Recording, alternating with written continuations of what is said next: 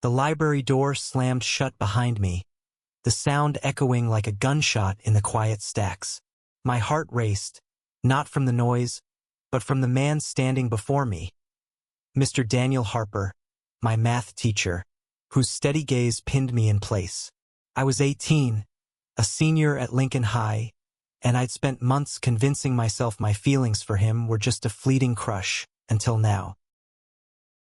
It was late October in Portland, Oregon, the kind of evening where the air smelled of rain and fallen leaves. Lincoln High's library, with its towering oak shelves and mismatched armchairs, was my sanctuary, a place to escape the chaos of my life. I'd been hiding out here after school, scribbling in my notebook, when Mr. Harper, Daniel, as he'd asked me to call him just moments ago, grabbed my wrist and pulled me inside. His touch was firm but not rough, his blue eyes flickering with something I couldn't name. "Elliot, we need to talk," he'd said, his voice low, urgent. I thought I was in trouble. I was wrong. My name's Elliot Nguyen, a Vietnamese-American kid who's spent most of high school trying to blend into the background. I'm not the star quarterback or the debate team captain. Just a guy with a knack for numbers and a secret that's been clawing at my chest since sophomore year. I'm gay and nobody knows. Not my parents, who still think I'll bring home a nice girl someday, and definitely not my friends, who'd probably laugh it off as a phase. But Daniel? He's the one person who's ever made me feel seen, even when I didn't want to be. Daniel was new to Lincoln High this year, a transplant from Chicago with a reputation for being tough but fair. At 30, he was younger than most teachers, with a runner's build and a smile that could disarm even the rowdiest seniors. He taught AP Calculus with a passion that made derivatives feel like poetry, and I'd spent too many classes staring at the way his hands moved across the chalkboard, imagining them reaching for me instead. It was ridiculous, I knew. A straight teacher married with a life I could never touch. But that didn't stop my heart from stuttering every time he called my name. "Elliot," he said now, his voice softer, almost hesitant. We were alone in the library, the only sound the faint hum of the radiator. He leaned against a table, his sleeves rolled up, exposing forearms dusted with light hair. "I've noticed you've been distant. Your grades are slipping. You didn't turn in last week's problem set." I swallowed, my throat dry. "I've just been busy," I lied, shoving my hands into my hoodie pockets. The truth was I'd been avoiding him. Every time I saw him, my feelings grew louder, messier, threatening to spill out. I couldn't focus on integrals when all I could think about was the way his laugh made my chest ache. He stepped closer, and I caught the faint scent of his cologne. Something woodsy, grounding. "Busy," he repeated, raising an eyebrow. "Or avoiding me?" My breath hitched. How did he know? His eyes searched mine, and for a moment, I swore he saw right through me. Through the walls I'd built, through the lies I told myself. "You're not in trouble," he added quickly, as if sensing my panic. I care. Okay? I see you, Elliot. More than you think." Those words hit like a tidal wave. No one had ever said anything like that to me. Not my parents, who were too busy working double shifts at their restaurant. Not my friends, who were too caught up in their own dramas. I wanted to run, to hide, but my feet stayed rooted to the floor. "Why?" I whispered, my voice barely audible. "Why do you care?" Daniel hesitated, his jaw tightening. He ran a hand through his short blonde hair, and I noticed the faint tan line where his wedding ring used to be. Used to be. My mind snagged on that detail, a dangerous spark of hope igniting in my chest. "Because," he said finally, "you remind me of someone I used to know, someone who was afraid to be himself." The air between us felt charged, like the moment before a storm breaks. I didn't know what he meant, but the weight of his words pressed against me, demanding honesty I wasn't ready to give. "I'm fine," I said, turning toward the door. "I should go." "Elliot, wait." His hand caught mine, just for a second, and the warmth of his skin sent a jolt through me. He let go quickly, as if burned, but his eyes didn't leave mine. "You don't have to hide from me," he said. "Not here. Not ever." I stood there, frozen, my heart pounding so loud I was sure he could hear it. The library, with its quiet corners and soft light, felt like a bubble, a place where the rules of the outside world didn't apply. But I wasn't ready to cross that line. Not yet. I mumbled an excuse and slipped out, leaving Daniel standing alone among the books.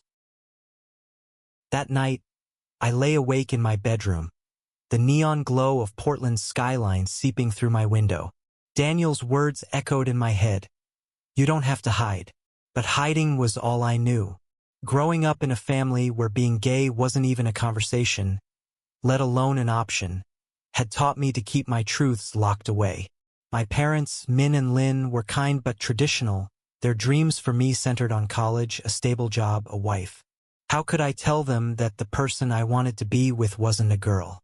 That the person I wanted was my teacher? The next day at school, I avoided the library.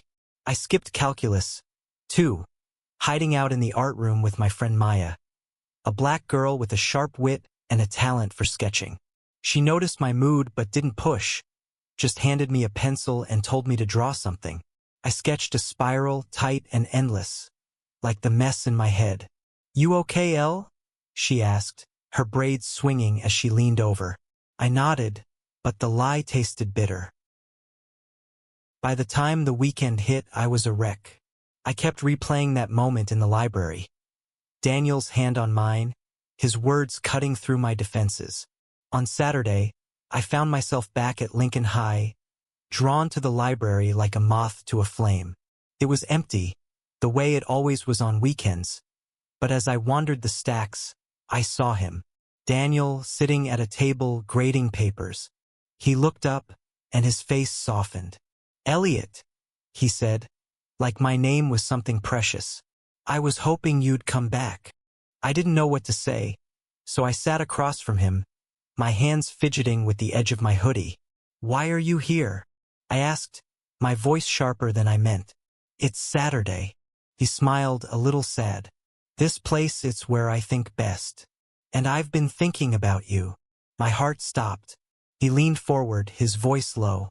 "Elliot, I don't know what you're carrying, but I know it's heavy, and I want to help you carry it."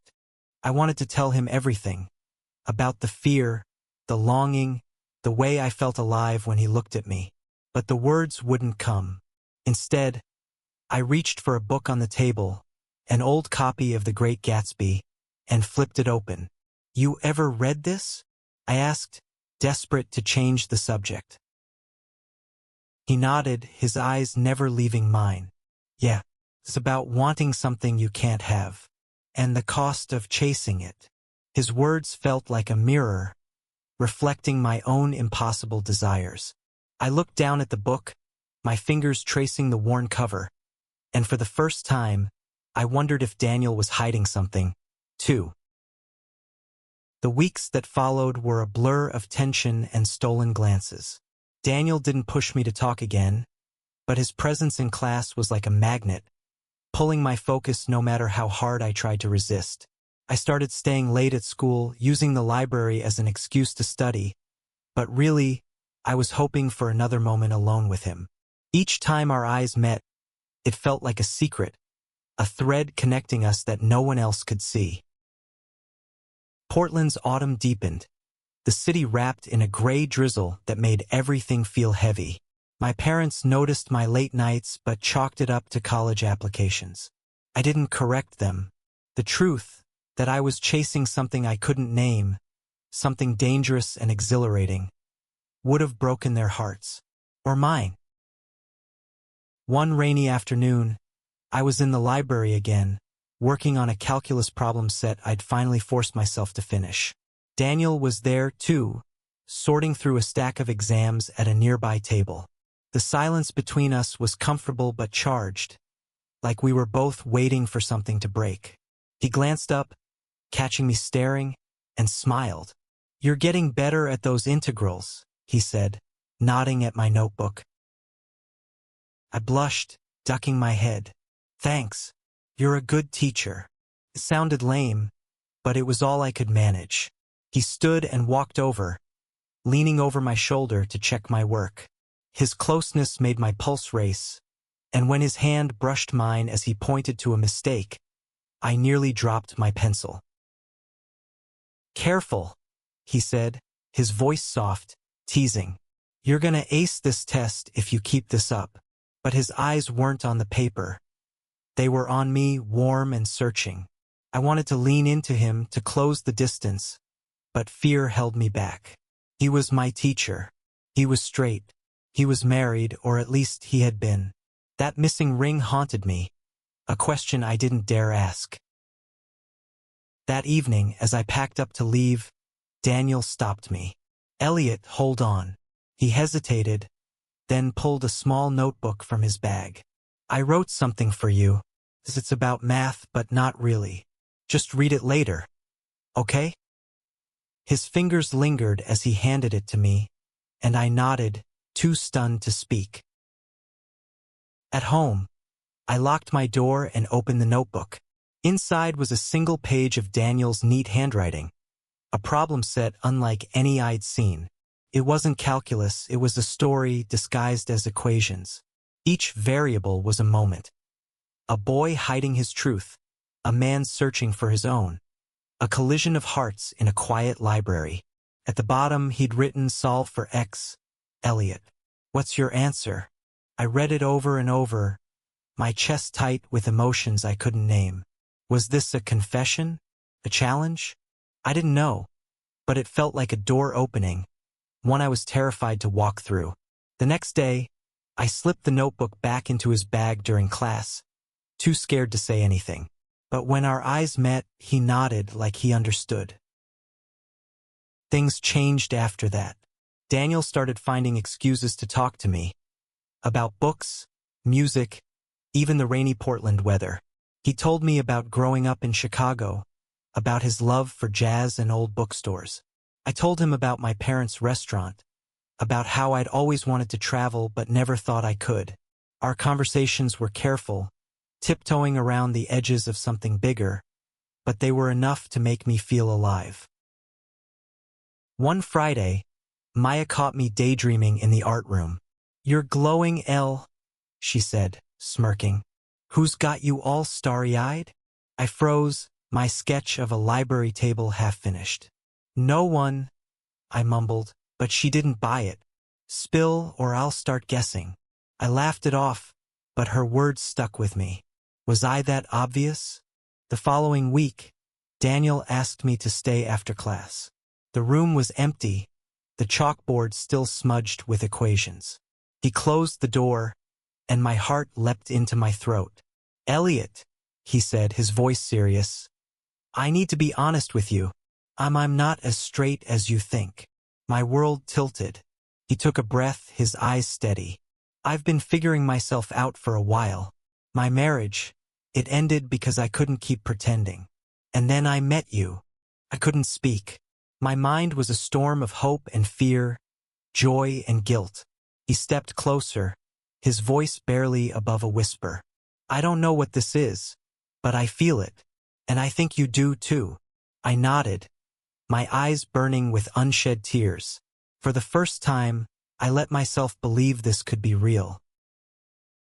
But reality crashed in the next day.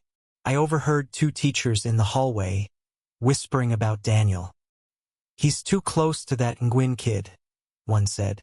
"It's inappropriate." My stomach dropped. The bubble we'd built in the library was fragile, and the world outside was waiting to shatter it. The whispers spread like wildfire. By Monday, the rumors were everywhere. Students speculating, teachers exchanging glances. I felt eyes on me in the hallways, heard my name in hushed tones. Lincoln High, once my refuge, became a minefield. I stopped going to the library, afraid of fueling the gossip, but the distance from Daniel only made my chest ache more. He tried to act normal in class, but I could see the strain in his eyes. We barely spoke, our conversations reduced to curt nods and forced smiles. I hated it, but I didn't know how to fix it. The fear of being found out, of what it would mean for me, for him, was paralyzing.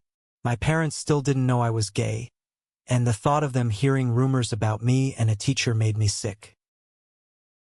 One evening, I was helping at my parents' restaurant, Faux Haven, when Maya texted me, "Meet me at the park."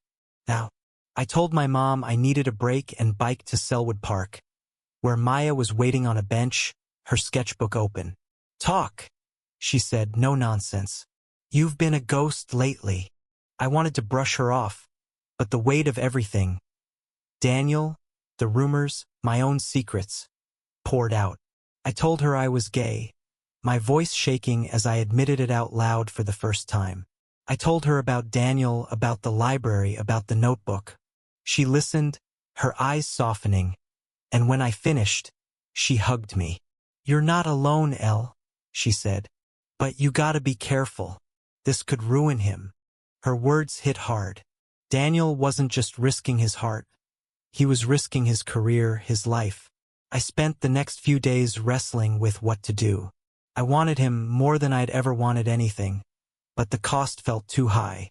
I started avoiding calculus again, sitting in the back when I did show up, my head down. But Daniel wasn't giving up. One afternoon, he found me in the art room, where I'd been hiding. "Elliot," he said, closing the door, "we can't keep doing this." His voice was raw, and I saw the exhaustion in his face. "I know you're scared. I am too. But I can't pretend I don't feel this." I stood, my hands shaking. "People are talking, Daniel. They're saying things. If this gets out..."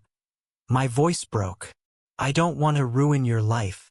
He crossed the room in 2 steps, his hands hovering like he wanted to touch me but didn't dare. "You're not ruining anything," he said fiercely.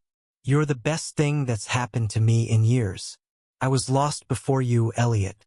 I was lying to myself, to everyone. You made me want to be honest." Tears stung my eyes. I wanted to believe him, to let myself fall into this, but the fear was a wall between us. "What if they fire you?" I whispered. "What if my parents find out?" He didn't have an answer, and that silence was worse than anything. We stood there, inches apart, the air thick with everything we couldn't say. Finally, he stepped back. "I'll respect whatever you decide," he said. "But I'm not going anywhere." That night, I went to the library hoping to clear my head. It was empty, the way I liked it, but as I sat at our usual table, I found a note tucked inside a book. Daniel's handwriting.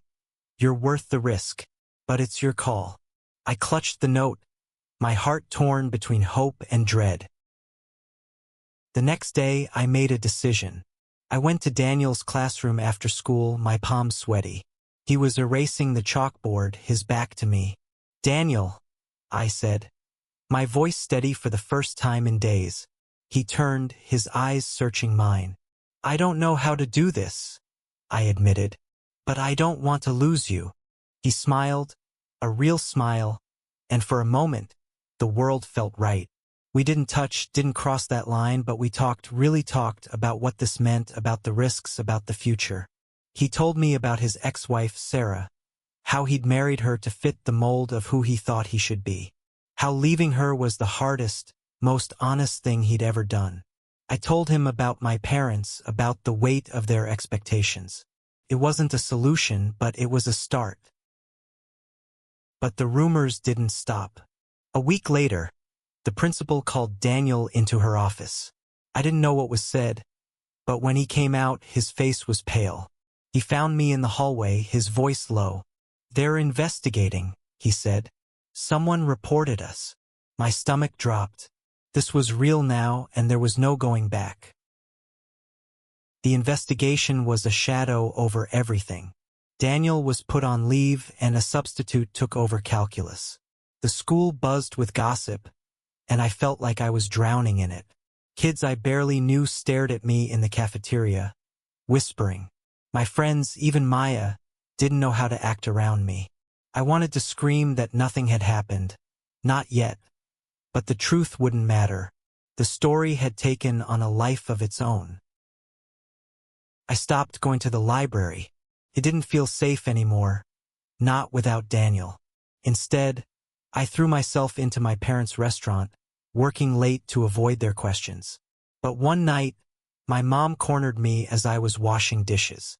"Elliot," she said, her voice gentle but firm, "what's wrong?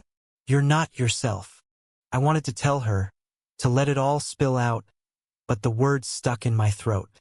Instead, I mumbled something about school stress and fled to my room.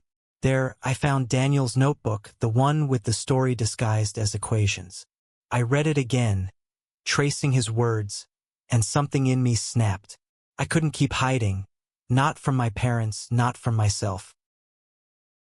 The next day, I went to Maya's house. Her parents were out, and we sat on her porch, the rain tapping the roof. "I need to tell them," I said. "My parents. About me. About everything." She nodded, squeezing my hand. "You're braver than you think, Elle." Telling my parents was the hardest thing I'd ever done. I sat them down after the restaurant closed, my hands shaking as I said the words, "I'm gay." My mom's face froze, and my dad looked away, his jaw tight. For a moment, I thought I'd lost them. But then my mom reached for my hand. "We love you, Elliot," she said, her voice thick with emotion. "We don't understand, but we'll try." It wasn't perfect, but it was enough.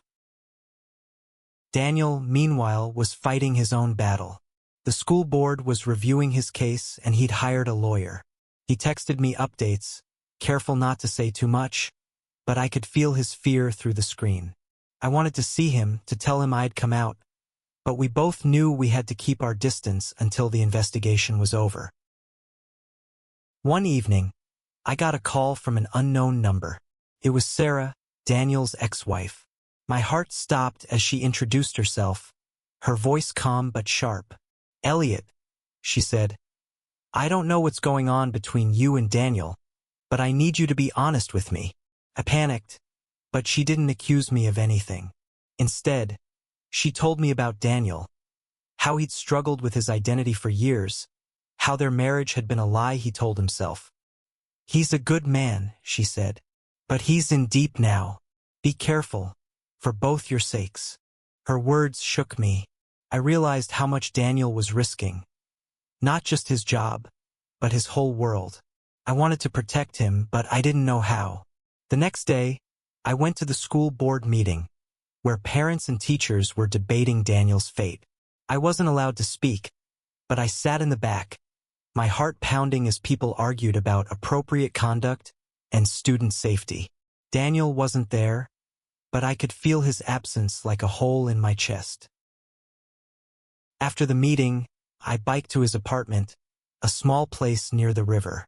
I hadn't planned to go, but my feet carried me there. When he opened the door, he looked tired, but his eyes lit up when he saw me. "Elliot," he said, pulling me inside. "You shouldn't be here." "I had to," I said, my voice breaking. "I told my parents.